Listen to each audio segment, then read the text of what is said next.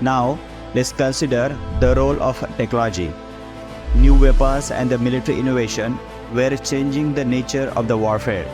Machine guns, tanks, and the chemical weapons would soon make their deadly debut. Yet, many military leaders were still stuck in old-fashioned thinking. They didn't realize how these new technologies would change the face of battle. It's important to note that no single factor caused World War I. It was a perfect storm of the different elements coming together. Now, let's talk about long-term tension combined with the short-term events to create a global crisis. Let's take a moment to reflect on the human cost of these causes.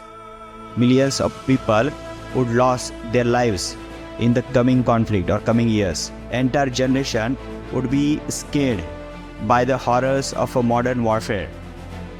The world map would be redrawn and the old empires would crumble. Now, let's talk about harsh reality of strange warfare.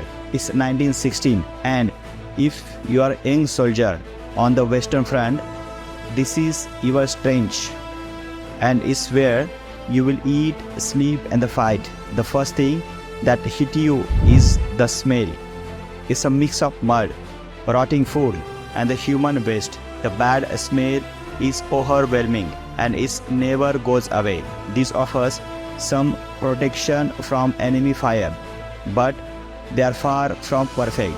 Your daily routine starts early, usually before daybreak. You are woken up for a stand to, where everyone prepares for a possible enemy attack. During the war, there is always work to be done. You might be preparing a damaged section of the trench, or you could be on watch duty, watching for any sign of enemy's movement. Mealtime are very fresh, but don't expect much. Your food often consists of beef, hard biscuits, and tea. If you are lucky, you might get some jams or cheese. Water is limited and often contaminated. Many soldiers suffer from dysentery and other illnesses. As the night falls, the real dangers begin. This is when most raids and the attacks happens. You stand guard, watching in the darkness. The constant fear of enemy assaults keep you on edge. Your bed is usually just a wooden board or muddy ground. Rats around feeding on whatever they can find. Speaking of mud, it's everywhere. When it rains, the trenches turn into mud.